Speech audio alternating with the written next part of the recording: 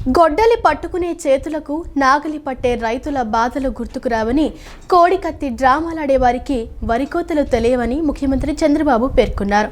భూ వివాదాలకు తావులేని గోదావరి జిల్లాలో గత పాలకులు చిచ్చుపెట్టి రికార్డులు తారుమారు చేశారని ఆరోపించారు.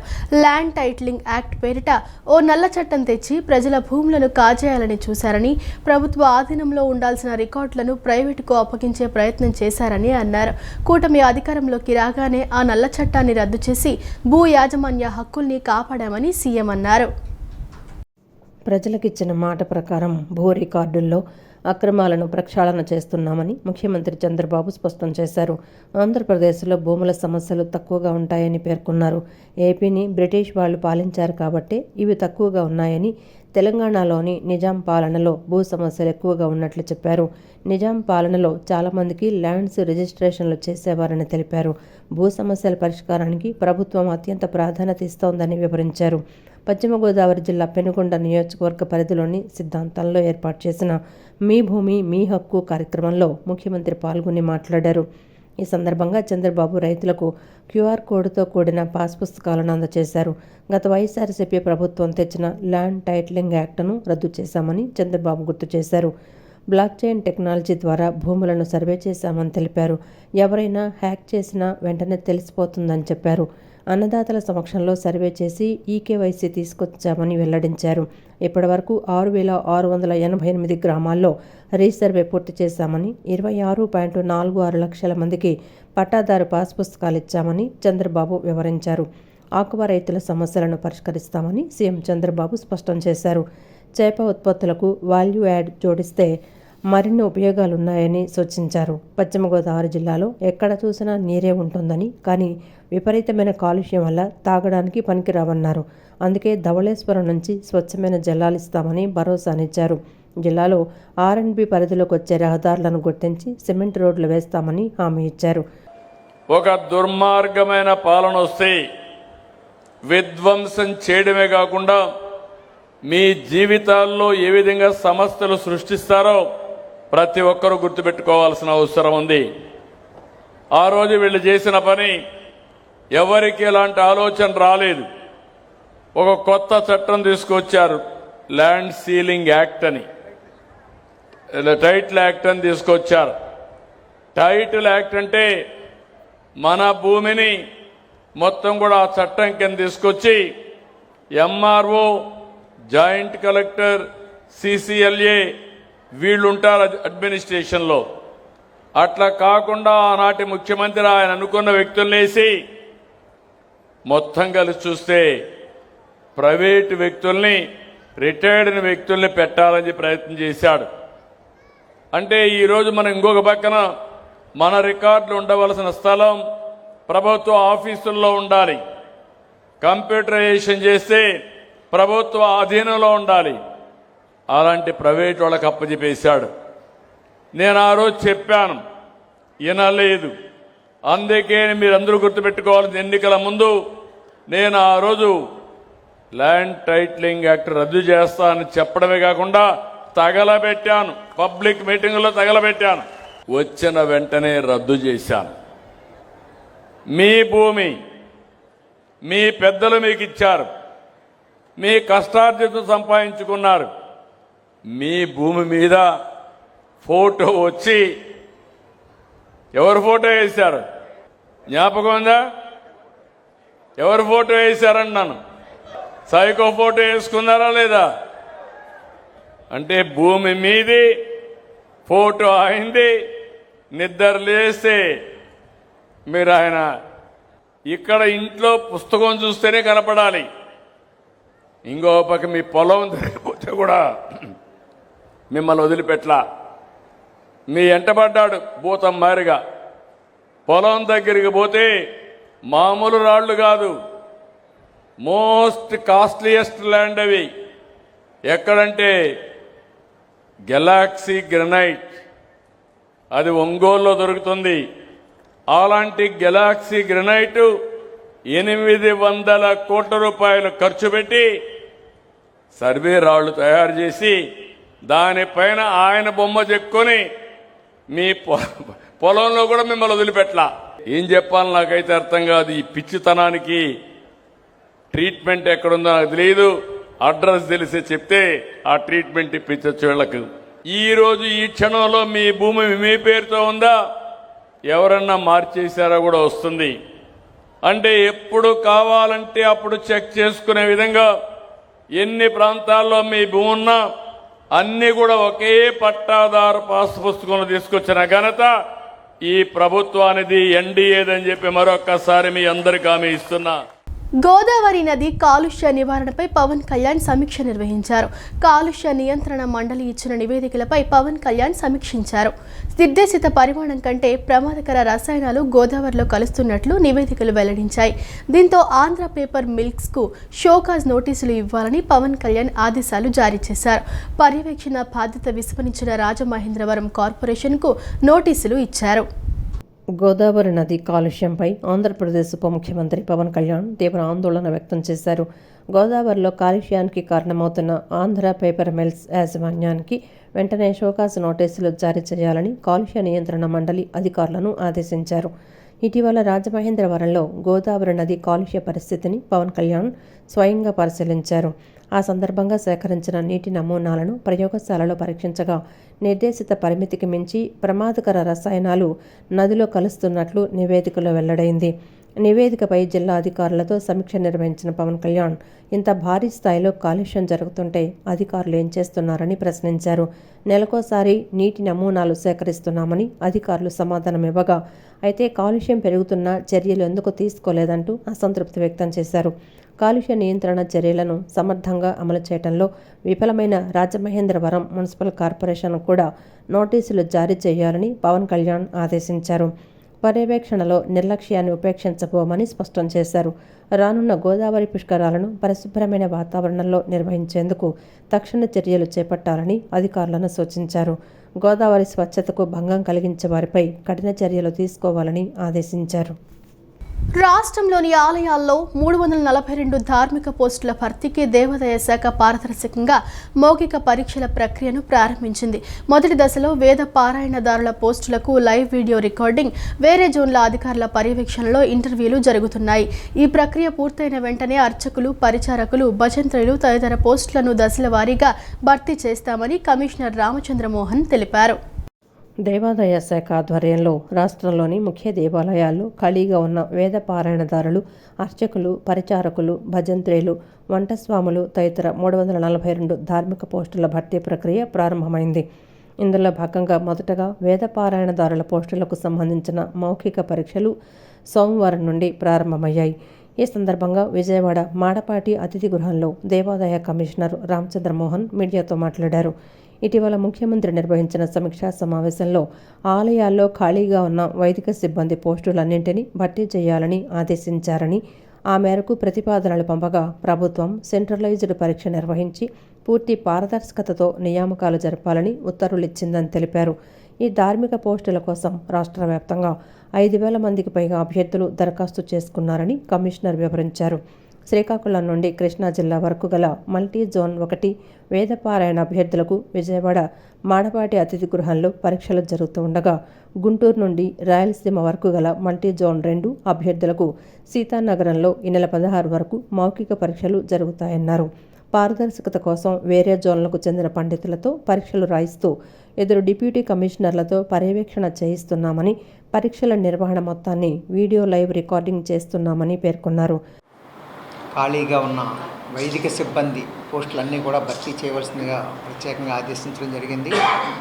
దానికి అనుగుణంగా రాష్ట్రంలో అన్ని 6A దేవాలయాల్లోని వైదిక సిబ్బందికి సంబంధించిన ఖాళీలు ఏవైతే ఉన్నాయో వివరాలన్నీ సేకరించడం, వాటి భర్తీకి ప్రత్యేకంగా ప్రభుత్వానికి ప్రతిపాదనలు పంపించడం, దాని మీద ప్రభుత్వం సెంట్రలైజ్డ్గా పూర్తి పారదర్శకత కోసం ప్రతిభకే పట్టం కట్టే విధంగా కేవలం ప్రతిభ ఆధారంగా ఎంపిక జరగాలనే ఉద్దేశంతో సెంట్రలైజ్డ్ రిక్రూట్మెంట్, ఏకీకృత రిక్రూట్మెంట్ చేపట్టాలని ఆదేశించడం జరిగింది. అందుపై సంబంధిత వేదపారాయణదారులు కానీ వేదపారాయణదారులు వివిధ శాఖలు, అదేవిధంగా అర్చకులు, పరిచారికలు, ఉపనిషత్ పారాయణదారు, రామాయణ పారాయణదారు, సప్తశతి పారాయణదారు, చండీ పారాయణదారు, ఇటువంటి అన్నిటికి సంబంధించి దేనికి సంబంధించి ఏ పోస్టుకు సంబంధించిన అర్హతలని ఆ విభాగంలో నిష్ణాతులు ఎవరైతే ఉన్నారో వాళ్ళ ద్వారా ఈ అర్హతలను నిర్దేశించుకొని, ఎందుకంటే రెగ్యులర్ రూల్స్లో ఉండేవి కాదు ఈ అర్హతలన్నీ కూడా ఆ సంబంధిత విద్వాంసులను సంప్రదించి అర్హతలను నిర్దిష్టపరచుకొని దాని ప్రకారం నోటిఫికేషన్ ఇవ్వడం జరిగింది.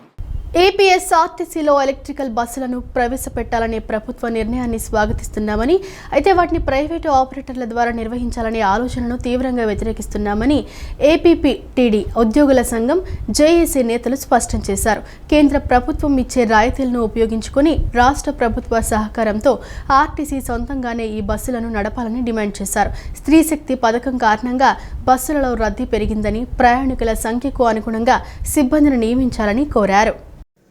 విద్యుత్ బస్సుల పేరుతో ఆర్టీసీని దశల వారీగా ప్రైవేటీకరణ చేయడాన్ని వ్యతిరేకిస్తూ ఏపీపీటీడీ ఉద్యోగుల సంఘం ఆధ్వర్యంలో రౌండ్ టేబుల్ సమావేశం నిర్వహించారు.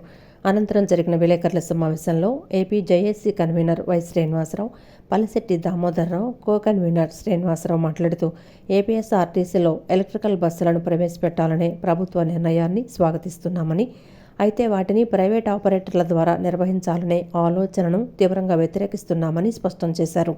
కేంద్ర ప్రభుత్వం ఇచ్చే రాయితీలను ఉపయోగించుకొని రాష్ట్ర ప్రభుత్వ సహకారంతో ఆర్టీసీ సొంతంగానే ఈ బస్సులను నడపాలని, ఆర్టీసీ సిబ్బంది ద్వారానే సేవలు అందించాలని డిమాండ్ చేశారు. ప్రభుత్వం ప్రతిష్టాత్మకంగా ప్రవేశపెట్టిన స్త్రీశక్తి పథకం వల్ల ఆర్టీసీ బస్సుల్లో ప్రయాణికుల సంఖ్య రోజుకు 35 లక్షల నుండి 60 లక్షలకు పెరిగిందని నాయకులు పేర్కొన్నారు. ప్రయాణికుల సంఖ్య గణనీయంగా పెరిగినా అందుకు తగ్గట్లుగా కొత్త బస్సులు కానీ సిబ్బంది కానీ పెరగకపోవడంతో ప్రజలు తీవ్ర ఇబ్బందులు పడుతున్నారని ఆవేదన వ్యక్తం చేశారు. బస్సులు చాలకపోవటం వల్ల ప్రభుత్వానికి రావాల్సిన మంచి పేరు కాస్త చెడ్డ పేరుగా మారే ప్రమాదం ఉందన్నారు. కాబట్టి వెంటనే పెరిగిన రద్దీకి అనుగుణంగా సుమారు 4,000 కొత్త బస్సులను కొనుగోలు చేయాలని, ప్రస్తుతం ఉన్న ఖాళీలతో పాటు భవిష్యత్తు రిటైర్మెంట్లను దృష్టిలో ఉంచుకొని 15,000 మంది సిబ్బందిని కొత్తగా రిక్రూట్ చేయాలని ఏపీ జేఏసీ తరపున డిమాండ్ చేశారు. వెంటనే ప్రయాణికులు సరిపడే బస్సులని సుమారు 4,000 బస్సులను వెంటనే పెంచాలి. ఆర్టీసీలో ప్రస్తుతం ఉన్న ఖాళీలతో పాటు భవిష్యత్తు రిటైర్మెంట్ల దృష్టిలో పెట్టుకొని సుమారు 15,000 మంది సిబ్బందిని రిక్రూట్మెంట్ చేయాలని చెప్పేసి వాళ్ళు జేఏసీగా విజ్ఞప్తి చేయడం జరుగుతుంది. ఈ సమస్యలన్నింటి పట్ల యాజమాన్యానికి నోటీస్ ఇవ్వాలని చెప్పేసి 11వ తారీఖున మెమోరాండం ఇవ్వాలని నిర్ణయం కూడా తీసుకున్నాం. అలాగే ఆర్టీసీ ఉద్యోగులు 24/7 ఉద్యోగాలు చేసే పరిస్థితిలో అనారోగ్యాలకు గురవుతున్న కారణంగా ఈహెచ్ఎస్ నుంచి ఎటువంటి వైద్య సౌకర్యం అందని కారణంగా విలీనంగా ముందున్నటువంటి పాత పద్ధతిలోనే వైద్య సౌకర్యం అందించాలని చెప్పేసి ప్రధానంగా ఏపీఎస్ఆర్టీసీ చాలా పటిష్టమైనటువంటి సంస్థ, గిన్నిస్ బుక్ ఆఫ్ వరల్డ్ రికార్డులో నమోదైన సంస్థ, ప్రజలతో మమేకమైనటువంటి సంస్థ. ఈ సంస్థ ఆర్టీసీ అంటే పల్లెటూరులో ఉన్నటువంటి చిన్న వ్యక్తి కూడా ఆర్టీసీ అనేటువంటి నానుడు ఎప్పటి నుంచో ఏర్పడినటువంటి బంధం. ఇవాళ ఆ బంధం నుంచి ఇవాళ ఎలక్ట్రికల్ బస్సుల వల్ల ఇవాళ వేరే వాడు కంపెనీస్ వచ్చి ప్రైవేటు బస్సులు ద్వారాగా నిర్వహణ జరగాలనేది ఏదైతే వస్తుందో, ప్రైవేట్ నిర్వహణతో ఇవాళ ఎలక్ట్రికల్ బస్సులు వస్తున్నాయో దానివల్ల మరి కమిట్మెంట్ తగ్గి, బాధ్యత తగ్గి సంస్థ రోజు రోజుకి డివేట్ అయ్యే పరిణామాలు అయితే ఉన్నాయో అవి ఇవాళ ముఖ్యమంత్రి గారి దృష్టికి మీ ద్వారా తీసుకురావాలి. ప్రభుత్వానికి మంచి పేరు రావాలన్నా ఈ గ్రౌండ్ లెవెల్లో ఉన్న ఇష్యూస్ ఏదైతే ఉన్నాయో, సమస్యలు ఏదైతే ఉన్నాయో వాటిని నేరుగా ముఖ్యమంత్రి గారి దృష్టికి తీసుకెళ్లాల్సిన బాధ్యత ఆర్టీసీ ఉద్యోగ సంఘాల మీద ఉందని మేము భావించి ఈ జేఏసీగా ఫార్మ్ అయ్యాం. ఇది కేవలం అన్ని వైపుల నుంచి కూడా ఆర్టీసీ, ప్రభుత్వము, ప్రజలు, ఉద్యోగులు నలుగురికి కూడా మంచి జరగాలి, మంచి పేరు రావాలి. అదేవిధంగా ప్రభుత్వం ఇంకా ముందు ఆర్టీసీ ముందున్న ఏదైతే టాస్క్లు ఉన్నాయో, గోదావరి కృష్ణ పుష్కరాలు కానివ్వండి, స్త్రీశక్తి పథకం యొక్క విజయవంతమైన అమలు కానివ్వండి, అదేవిధంగా బస్సుల నిర్వహణ కానివ్వండి, 14 నుంచి 19 వరకు ఏపీఎస్ఆర్టీసీ అభివృద్ధి బాటలో పయనించింది. అదేవిధంగా 2024 నుంచి 29 వరకు కూడా ఏపీఎస్ఆర్టీసీ అభివృద్ధి బాటలో పయనిస్తుందని 12వ అంతర్జాతీయ యోగా దినోత్సవాన్ని పురస్కరించుకుని రాజమహేంద్రవరం కేంద్ర కారాగారంలో జైలు ఖైదీలతో సామూహిక యోగా సాధన చేయించారు. యోగా సాధన ద్వారా శారీరక, మానసిక ఆరోగ్యం మెరుగుపడటమే కాకుండా జీవితంలో సానుకూల జీవన విధానం అలవడుతుందని మంత్రి కందుల దుర్గేష్ ఈ సందర్భంగా పేర్కొన్నారు. 12వ అంతర్జాతీయ యోగా దినోత్సవాన్ని పురస్కరించుకొని రాజమహేంద్రవరం కేంద్ర కారాగారంలో ప్రైజనర్స్ థీమ్పై యోగాంధ్ర 2026 కార్యక్రమాన్ని ఘనంగా నిర్వహించారు. ఈ సందర్భంగా జైలు ఖైదీలతో సామూహిక యోగా సాధన చేయించారు. ఈ కార్యక్రమానికి రాష్ట్ర మంత్రి కందుల దుర్గేష్, జిల్లా collector Keerthi Chekuri, joint collector Y Megha Swaroop, municipal commissioner Rahul Meena, Rajanagaram MLA Battula Balaramakrishna ముఖ్య అతిథులుగా హాజరయ్యారు. ఈ సందర్భంగా రాష్ట్ర మంత్రి కందుల దుర్గేష్ మాట్లాడుతూ యోగా సాధన ద్వారా శారీరక, మానసిక ఆరోగ్యం మెరుగుపడటమే కాకుండా జీవితంలో సానుకూల జీవన విధానం అలవడుతుందని పేర్కొన్నారు. ఖైదీల పునరావాసానికి, వారిలో మానసిక ప్రశాంతతను నింపడానికి యోగా ఎంతగానో దోహదపడుతుందని తెలిపారు. జూన్ 21న జరగబోయే అంతర్జాతీయ యోగా దినోత్సవంలో ప్రతి ఒక్కరూ భాగస్వాములు కావాలని ఈ సందర్భంగా వారు పిలుపునిచ్చారు. భౌతికంగా కానీ మానసికంగా కానీ మనం ఆనందంగా ఉండాలంటే యోగా అనేటువంటిది చాలా ప్రధానమైనటువంటి అంశం అవుతుందనేటువంటి మాట ప్రతి చోట చెప్తూ ఉన్నారు. ఈ ఒక్కరోజు, ఈ ఒక్క పూట, ఈ ఒక్క 40 నిమిషాలు ఈ కార్యక్రమంలో పాల్పంచుకున్న నాకు చాలా మానసిక ప్రశాంతత వచ్చిందనేటువంటి మాటని నేను మనవి చేస్తున్నాను. దీన్ని కొనసాగించాల్సినటువంటి ఆవశ్యకత ఉంది.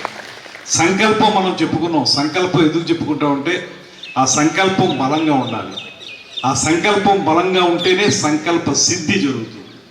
సంకల్ప సిద్ధి అంటే మనం ఏ మాటలైతే ఆ సంకల్పంలో చెప్పుకున్నామో అవి సిద్ధించాలంటే మాత్రం ఆ సంకల్ప బలం మనకి గట్టిగా ఉండాలి. అది సంకల్పం ద్వారా మనం నేర్చుకోవాలనేటువంటి మాటను తెలియజేస్తాం.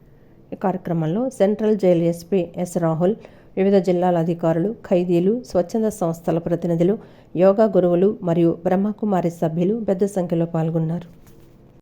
ఇద్దరు అన్నదమ్ములు ఫుల్గా మద్యం సేవించారు. అర్ధరాత్రి రోడ్లపైకి వచ్చారు. చొక్కాలిప్పి హైవేపై కారు ఆపి వీరంగం సృష్టించారు. అదేంటని ప్రశ్నించిన వాహనదారులపై దాడికి పాల్పడ్డారు. అంతేకాక అడ్డొచ్చిన పోలీసులతో ఘర్షణకు దిగారు. వీరి చర్యల వల్ల స్థానికులు ఇబ్బందులు పడ్డారు. చివరకు వారిని పోలీసులు అక్కడి నుంచి తరలించడంతో ఈ గొడవ సద్దుమణిగింది. ఈ ఘటన శనివారం అర్ధరాత్రి విజయవాడలో జరగ్గా ఆలస్యంగా వెలుగులోకి వచ్చింది. విజయవాడ వన్ టౌన్ చిట్టినగర్కు చెందిన వెంగళ బాలాజీ, వెంగళ వినీత్ అన్నదమ్ములు. బాలాజీ నగల దుకాణం నిర్వహిస్తున్నాడు. వినీత్ చెన్నైలో హోటల్ నడుపుతున్నాడు. శనివారం అర్ధరాత్రి 1:30 సమయంలో మద్యం సేవించి కామినేని హాస్పిటల్ రోడ్డు నుంచి ఎనికేపాడు మీదుగా చిట్టినగర్ వైపు వెళ్తున్నారు. మద్యం మత్తులో ఆ సోదరులు చొక్కాలు విప్పి డోర్లు తీసి తారు కారును డ్రైవ్ చేస్తున్నారు. ఈ క్రమంలో ప్రసాదంపాడు వద్దకు రాగానే ఆటో డ్రైవర్ హారన్ కొట్టి కారు డోర్లు వేసుకోవాలని సూచించారు. దాంతో వారు కారు రోడ్డు మధ్యలో ఆపి హారన్ ఎందుకు కొట్టామంటూ ఆటో డ్రైవర్పై దాడి చేశారు. అంతేకాక ఆటోను రాడ్లతో కొట్టి ధ్వంసం చేశారు. ఆ తర్వాత నేషనల్ హైవేపై అడ్డంగా నిలబడి లారీలను ఆపటంతో ట్రాఫిక్ నిలిచిపోయింది. అంతేకాక స్కూటీపై వెళ్తున్న ఒకరిని లాగి వాహనాన్ని పడేశారు. అక్కడే రాత్రి విధుల్లో ఉన్న ట్రాఫిక్ కానిస్టేబుల్ నాగ శ్రీనివాసరావు వచ్చి వారిని వారించే ప్రయత్నం చేశారు. అయినా ఆ సోదరులు వినకుండా అతనిపై కూడా దాడి చేసి చంపేస్తామని బెదిరింపులకు పాల్పడ్డారు. ఈ దాడిలో నాగ శ్రీనివాసరావు ముఖం, కంటికి గాయాలయ్యాయి. సమాచారం అందుకున్న పటమట పోలీసులు ఘటనా స్థలానికి చేరుకున్నారు. ఆ సోదరులను అదుపులోకి తీసుకుని మద్యం పరీక్షల నిమిత్తం ప్రభుత్వాసుపత్రికి తరలించారు. ప్రజల నుంచి వచ్చే ప్రతి ఫిర్యాదును బాధ్యతగా స్వీకరించి క్షేత్రస్థాయిలో పరిశీలించి శాశ్వత పరిష్కారం అందించాలని విజయవాడ నగరపాలక సంస్థ కమిషనర్ ధ్యానచంద్ర అధికారులను ఆదేశించారు. ప్రతి ఫిర్యాదును అధికారులు స్వయంగా పరిశీలించి ప్రజలకు స్పష్టమైన మరియు శాశ్వత పరిష్కారం అందించే విధంగా చర్యలు తీసుకుంటామని తెలిపారు. ప్రజల నమ్మకాన్ని నిలబెట్టే విధంగా పారదర్శకంగా, సమర్థవంతంగా పనిచేయాలని అధికారులకు సూచించారు. ప్రజల నుండి వచ్చే ప్రతి ఫిర్యాదును బాధ్యతగా స్వీకరించి క్షేత్రస్థాయిలో పరిశీలించి శాశ్వత పరిష్కారం అందించాలని విజయవాడ నగరపాలక సంస్థ కమిషనర్ ధ్యానచంద్ర అధికారులను ఆదేశించారు. ఈరోజు ఉదయం ప్రధాన కార్యాలయంలోని కమాండ్ కంట్రోల్ రూమ్లో నిర్వహించిన ప్రజా ఫిర్యాదుల పరిష్కార వేదికలో కమిషనర్ పాల్గొని ప్రజల వినతులను స్వీకరించారు. ప్రధాన కార్యాలయంతో పాటు జోనల్ కార్యాలయాల్లో నిర్వహించిన ప్రజా ఫిర్యాదుల కార్యక్రమాలను వీడియో కాన్ఫరెన్స్ ద్వారా సమీక్షించిన కమిషనర్ గతంలో వచ్చిన ఫిర్యాదుల పరిష్కార స్థితిని శాఖాధిపతులతో చర్చించారు. ప్రజలకు ఇబ్బందులు కలిగించే సమస్యలను ఆలస్యం చేయకుండా వెంటనే పరిష్కరించాలని సూచించారు. మున్సిపల్ సేవల కోసం రూపొందించిన పురమిత్ర యాప్లో నమోదవుతున్న ఫిర్యాదులను కూడా ఎప్పటికప్పుడు పర్యవేక్షించాలని తెలిపారు. ప్రజలిచ్చిన ఫిర్యాదులను ఒక శాఖ నుండి మరో శాఖకు మళ్లించడం కాకుండా సంబంధిత అధికారులు స్వయంగా స్పందించి సమస్యలకు పరిష్కారం చూపాలని కమిషనర్ స్పష్టం చేశారు. ఎంటైర్ అధికారంత యంత్రాంగము హెచ్ఓడీస్ ఉండొచ్చు, అలాగే జెడ్సీస్ ఉండొచ్చు, అందరూ కూడా కృషి చేస్తున్నారు. ప్రతి అప్లికేషన్ను, ప్రతి పెటిషనర్ని కూడా సీరియస్గా తీసుకుంటూ ప్రాబ్లం ఉన్న చోటుకెళ్ళి వాళ్ళ ప్రాబ్లమ్స్ని విని మనం విత్ ఇన్ టైం సాల్వ్ చేయడానికి ఒక సైంటిఫిక్గా డిస్పోజ్ చేస్తున్నాము. అలాగే ముఖ్యంగా బిహేవియరల్ ఆస్పెక్టు, అలాగే పబ్లిక్ పర్సెప్షన్ పాజిటివిటీ పెంచడానికి కూడా మనం ప్రత్యేకంగా చర్యలు తీసుకుంటున్నాం. ధన్యవాదాలు. తిరుపతి జిల్లా మంగంపేటలోని బెరైటీస్ ఖనిజం చాలా అరుదైన ఖనిజమని, ప్రపంచంలోనే అత్యంత నాణ్యమైనదని సిఐటియు రాష్ట్ర అధ్యక్షుడు సిహెచ్ నరసింగరావు అన్నారు. అందులో ఉన్న ఖనిజం ఆయిల్ డ్రిల్లింగ్, ఓఎన్జీసీ సహజ వాయువు, పెట్రోలియం ఉన్నంతకాలం ఉంటుందన్నారు. రబ్బర్, మెడికల్, గ్లాస్ పరిశ్రమల్లో వినియోగిస్తున్నారని చెప్పారు. ఇది అయిపోతే మళ్లీ దొరకదన్నారు. 2014లో 49 మిలియన్ టన్నులు ఉంటే 24 టన్నులు ఎగుమతి చేశారని, దేశద్రోహం చేసినట్లు అవుతుందన్నారు. మంగంపేట వెరైటీస్ పరిరక్షణ పోరాట కమిటీ ఆధ్వర్యంలో వెరైటీస్ పరిరక్షణకు విజయవాడ మహాత్మాగాంధీ రోడ్డులోని బాలచ్చో భవనంలో రౌండ్ టేబుల్ సమావేశం నిర్వహించారు. సమావేశంలో వివిధ సంఘాల ప్రతినిధులు పాల్గొన్నారు. ఈ సందర్భంగా ఆయన మాట్లాడుతూ, తిరుపతి జిల్లా మంగంపేటలోని వెరైటీస్ ఖనిజం చాలా అరుదైన ఖనిజమని, 2014లో 49 మిలియన్ టన్నులు ఉంటే 24 టన్నులు ఎగుమతి చేశారని, దేశద్రోహం చేసినట్లవుతుందన్నారు. ఒకసారి అయిపోతే మళ్లీ దొరకదని చెప్పారు. దీన్ని కాపాడుకోవాల్సిన అవసరం ఉందన్నారు. దీనిలో అవినీతి తారాస్థాయిలో ఉందన్నారు. ఒకేసారి 90 లక్షల టన్నులు 2025లో ఎగుమతి చేయడానికి ఎక్కడా లేని షరతులు విధించి ఒక కంపెనీకి లభించేలా చేశారన్నారు. ఇలా చేయటం వల్ల వేల కోట్ల రూపాయలు దేశ సంపద నాశనం అవుతుందని చెప్పారు. లంప్స్ తీయటం చాలా తేలికని, తొందరగా గని ఖాళీ అయిపోతుందన్నారు. అదే జరిగితే దేశ భద్రతకు, దేశ అవసరాలకు, ఆయిల్ పరిశ్రమకు తీరని నష్టం జరుగుతుందన్నారు. బల్క్ టెండర్లు రద్దు చేయాలని కోరారు. నేచురల్ గ్యాస్ కానీ పెట్రోలియం ఉన్నంతకాలం ఇది ఉంటుంది. మెడికల్లో ఉపయోగిస్తారు, రబ్బర్లో ఉపయోగిస్తారు, గ్లాస్ ఇండస్ట్రీలో ఉపయోగిస్తారు. ఇటువంటిది మన ఖనిజం అయిపోతే మళ్ళా దీన్ని దొరకడం అనేటువంటి అసాధ్యమైన విషయం మనకున్నది. కానీ దాన్ని విచ్చలవిడిగా 2014లో 49 మిలియన్ టన్నులు ఉంటే దాన్ని ఇప్పుడు 24 టన్నులకి ఎగుమతి చేశారు మిగిలింది. ఆ విధంగా చేయడం అనేటువంటి దేశం యొక్క భద్రతకి, అవసరానికి అది దేశ ద్రోహం చేసినట్టు అవుతుంది. మంగంపేట వెరైటీస్ పరిరక్షణ పోరాట కమిటీ కన్వీనర్ కందారపు మురళి మాట్లాడుతూ, మంగంపేట వెరైటీస్ అనేది ప్రపంచంలోనే అత్యంత అరుదైన ఖనిజమన్నారు. అరుదైన ఖనిజ వనరులను కాపాడుకోవాలని కేంద్ర ఆర్థిక మంత్రి నిర్మలా సీతారామన్ చెప్పారన్నారు. ఆంధ్ర రాష్ట్ర ప్రభుత్వం ఈ అరుదైన ఖనిజాన్ని కాపాడాల్సింది పోయి టన్నుల కొద్ది రాళ్లను నేరుగా ఎగుమతి చేసే పని ప్రభుత్వమే చేయటం వల్ల 2 ఏళ్లలో ఖాళీ అయిపోతుందన్నారు. ప్రపంచంలో ఎక్కడా లేని వెరైటీస్ 95% మంగంపేటలో ఉందని అదొక వరం అన్నారు. టన్నుల కొద్దీ రాళ్లనే నేరుగా ఎగుమతి చేసే ప్రక్రియకి నేరుగా ప్రభుత్వమే చేయడం వల్ల ఇది మొత్తం 2 ఏళ్లలో అదృశ్యమైపోయి అక్కడ వెరైటీస్ పరిశ్రమ అనేదే లేకుండా పోయే ప్రమాదం ఏర్పడింది. వాస్తవంగా ప్రపంచంలో ఎక్కడా లేనటువంటి ఈ అరుదైన ఖనిజం 95% మన ఆంధ్ర రాష్ట్రంలో ఉన్నటువంటి మంగంపేటలో ఉందంటే అదొక ప్రకృతి మనకు అందించినటువంటి గొప్ప వరం. ఈ వరాన్ని వినియోగించుకొని ఈ దేశ అవసరాలకి మొట్టమొదటగా వాటిని వినియోగించుకోవాలి. ఆ తర్వాత మిగిలితే లేదు మనకు అయిపోయి మిగిలిపోతే అప్పుడు విదేశాలకు ఎగుమతి చేయాలి. వర్షాకాలంలో ప్రతి ఒక్కరూ అప్రమత్తంగా ఉండాలని, ఆరోగ్యం పట్ల శ్రద్ధ వహించాలని టీడీపీ యువనేత గద్దె క్రాంతి కుమార్ అన్నారు. ప్రతి ఒక్కరూ కూడా ఇళ్లకు, జీవితానికి ఇన్సూరెన్స్ చేయించాలని కోరారు. ప్రీమియం చాలా తక్కువగా ఉంటుందని, ఇన్సూరెన్స్ చేయించుకుంటే ఊహించని విధంగా అనుకోకుండా ప్రమాదాలు జరిగినప్పుడు ఇన్సూరెన్స్ను ఉపయోగించుకోవచ్చని చెప్పారు. ఇన్సూరెన్స్ చేయించుకోవటం మంచిదని, కానీ దాన్ని ఉపయోగించే అవసరం ఎప్పుడూ రాకూడదని కోరుకోవాలని చెప్పారు. తూర్పు నియోజకవర్గ ప్రజలకు ఎమ్మెల్యే గద్దె రామ్మోహన్ ఎప్పుడు అండగా ఉంటారన్నారు. విజయవాడ తూర్పు నియోజకవర్గం 18వ డివిజన్ రాణిగారి తోటకు చెందిన యువకుడు పి సూర్యప్రకాష్ మే 28వ తేదీన స్టేడియం సమీపంలోని ఫుడ్ కోర్టు వద్ద విద్యుదాఘాతానికి గురై మృతి చెందాడు. యువకుడు మృతి చెందినప్పుడు కుటుంబ సభ్యులను పరామర్శించి వారికి భరోసా ఇచ్చిన ఎమ్మెల్యే గద్దె రామ్మోహన్ వారి కుటుంబానికి ఆర్థిక భరోసాగా నిలిచేందుకు తన సొంత డబ్బులు ₹1,00,000 ఆర్థిక సహాయాన్ని ప్రకటించారు. టీడీపీ యువనేత ఎమ్మెల్యే తనయుడు గద్దె క్రాంతి నేడు ఆ కుటుంబాన్ని పరామర్శించారు. సూర్యప్రకాష్ చిత్రపటానికి నివాళులర్పించారు. కుటుంబానికి ధైర్యం చెప్పారు. ₹1,00,000 ఆర్థిక సహాయాన్ని అందజేశారు. ఈ సందర్భంగా గద్దె క్రాంతి మాట్లాడుతూ 19 ఏళ్ల యువకుడు విద్యుదాఘాతంతో మృతి చెందడం బాధాకరమన్నారు. ఎమ్మెల్యే గద్దె రామ్మోహన్ బాధిత కుటుంబానికి తన వంతుగా ₹1,00,000 ఆర్థిక సహాయాన్ని అందించడం జరిగిందన్నారు. ఈ ఘటన గురించి జిల్లా కలెక్టర్ ముఖ్యమంత్రి దృష్టికి తీసుకువెళ్లి కుటుంబానికి ఏదో ఒక రకంగా సహాయం జరిగేలా చూస్తామన్నారు. ప్రతి ఒక్కరూ కూడా ఇళ్లకు, జీవితానికి ఇన్సూరెన్స్ చేయించాలని కోరారు. ప్రీమియం చాలా తక్కువగా ఉంటుందని, ఇన్సూరెన్స్ చేయించుకుంటే ఊహించని విధంగా అనుకోకుండా ప్రమాదాలు జరిగినప్పుడు ఇన్సూరెన్స్ను వినియోగించుకోవచ్చని చెప్పారు. ఆ రోజు వానబట్టం, అక్కడ జనరేటర్ నుండి వచ్చే వైర్లు షార్ట్ అవటం, అలాగే కరెంట్ షాక్ కొట్టి ఒక కుర్రాడు చనిపోవటం జరిగింది. సూర్యప్రకాష్ అనే కుర్రాడు 19 ఏళ్ళ వయసు కుర్రాడే. మన నియోజకవర్గ ఈస్ట్ నియోజకవర్గ 18వ డివిజన్ నివాసులైన మురళీ గారికి ఒక అబ్బాయి ఒక అమ్మాయి. ఆ అబ్బాయి జస్ట్ ఎంటర్ అయింది. ఆ రోజు నైట్ బిర్యానీ తినడానికి అని వెళ్ళి ఇలాగా దురదృష్టవశాత్తు కరెంట్ షాక్ కొట్టడం జరిగింది. ఇమీడియట్గా గద్దె రామ్మోహన్ గారు స్పందించి ఆ కుర్రాడి ఫ్యామిలీ మొత్తానికి ఆధారం కుర్రాడే కాబట్టి ఏదో ఒకటి చేయాలని చెప్పి పూనుకున్నారు. సొంత నిధుల్లోంచి 1,00,000 రూపాయలు ఇమీడియట్గా తీసుకొచ్చి ఇవ్వమని నాకు ఆదేశాలు పంపించారు. అనంతరం టీడీపీ 18వ అధ్యక్షులు కొక్కెర తిరుపతయ్య మాట్లాడుతూ గత నెల 28వ తేదీన రాత్రి భారీ వర్షం కురవడం, అక్కడ జనరేటర్ ద్వారా విద్యుతాఘాతానికి గురై సూర్యప్రకాష్ మృతి చెందాడన్నారు. ఆ కుటుంబానికి ఏమైనా సహాయం చేయగలం కానీ యువకుడి ప్రాణాలు తిరిగి ఇవ్వలేమని తెలిపారు. ఈ విషయం తెలుసుకున్న ఎమ్మెల్యే గద్దె రామ్మోహన్ వారి కుటుంబాన్ని పరామర్శించి 1,00,000 రూపాయలు ఆర్థిక సహాయం చేస్తానని చెప్పారన్నారు. నిత్యం ప్రజలకు అండగా ఉంటూ ప్రజలకు సేవ చేసే వ్యక్తి ఎమ్మెల్యే గద్దె రామ్మోహన్ అని అన్నారు.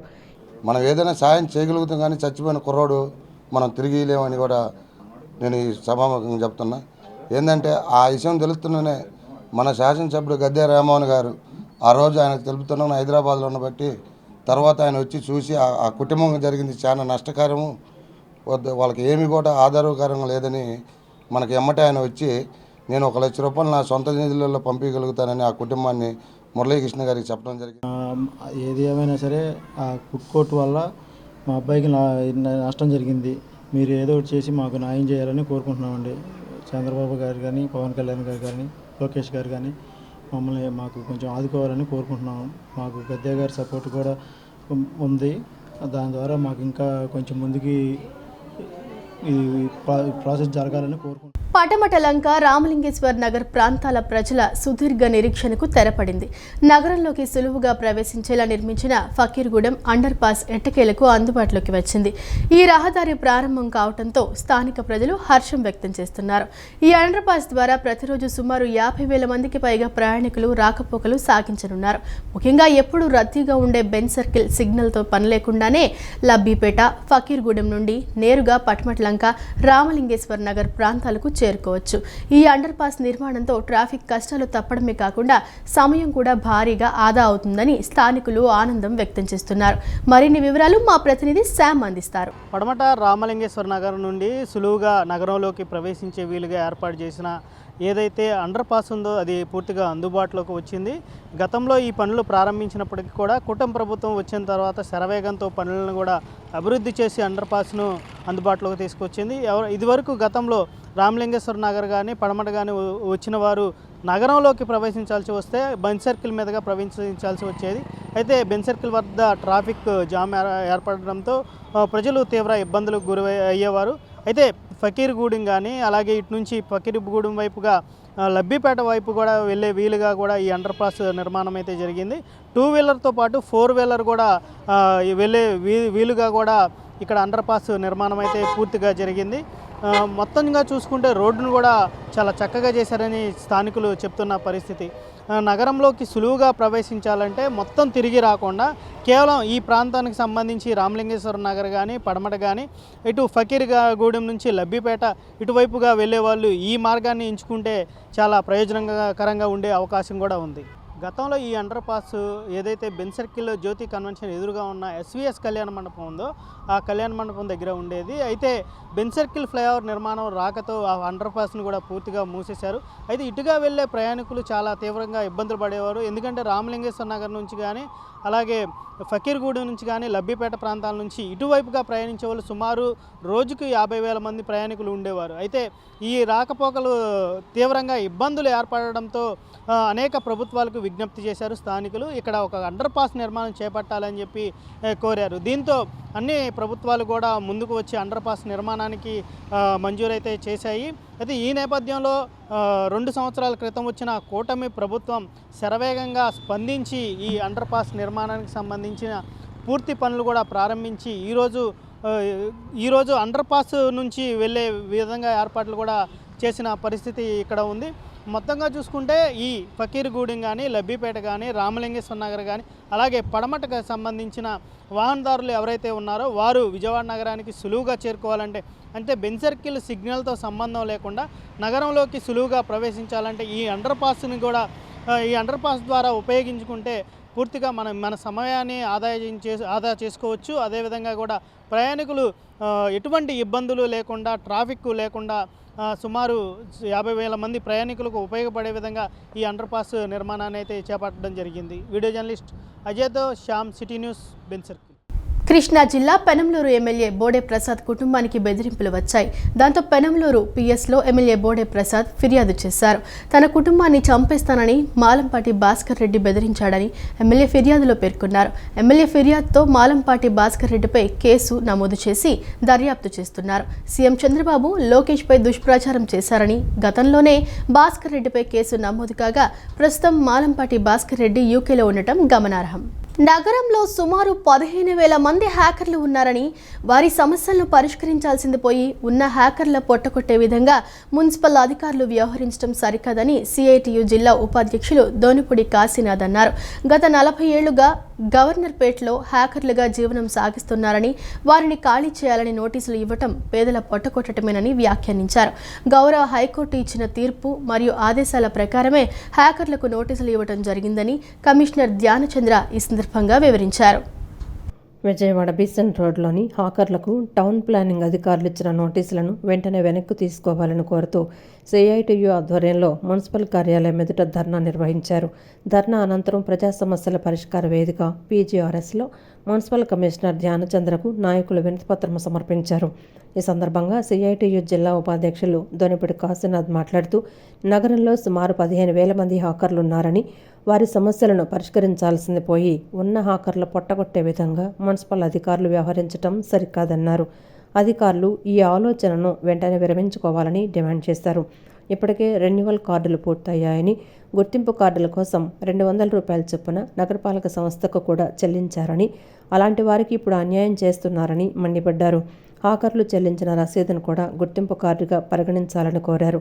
గత 40 ఏళ్లుగా గవర్నర్పేటలో హాకర్లుగా జీవనం సాగిస్తున్నారని, గుర్తింపు కార్డు, రసీదు లేదా రెన్యువల్ కార్డు వీటిలో ఏదున్నా వారిని హాకర్లుగా గుర్తించాలని స్పష్టం చేశారు. సుమారుగా 6 దశాబ్దాల కాలం నుంచి బిసెంట్ రోడ్డు నమ్ముకుని, గవర్నర్పేట నమ్ముకుని బతుకుతూ ఉన్నటువంటి వాళ్ళ పొట్టని ఏ విధంగా కొడతారని చెప్పనేటువంటిది ప్రశ్నిస్తూ ఉన్నాం. అందుకనే ఎప్పటికైనా మేము చెప్పదలుచుకుందో ఒకటే, ఈ సమస్య పరిష్కారానికి న్యాయబద్ధమైనటువంటి పరిష్కారం ఉంది. ఆ పరిష్కారం ఏంటంటే సూత్రబద్ధమైనటువంటి వైఖరి. మేము చెప్పేది ఈ సూత్రబద్ధమైన వైఖరి ఏంటంటే, ఒకటి, గుర్తింపు కార్డులు ఉన్నటువంటి వాళ్ళే తీయటానికి ఇల్లేదు, గుర్తింపు కార్డు కోసం అప్లై చేసి రసీదు వచ్చినటువంటి వాళ్ళే తీయటానికి ఇల్లేదు, అదేవిధంగా రెన్యువల్ చేయించుకున్నటువంటి వాళ్ళే, రెన్యువల్కి అప్లై చేసినటువంటి వాళ్ళే తీసేయటానికి వీల్లేదు. ఈ సందర్భంగా చిరు వ్యాపారులు మాట్లాడుతూ తాము 3 తరాలుగా ఇక్కడే వ్యాపారం చేసుకుంటూ జీవిస్తున్నామని ఆవేదన వ్యక్తం చేశారు.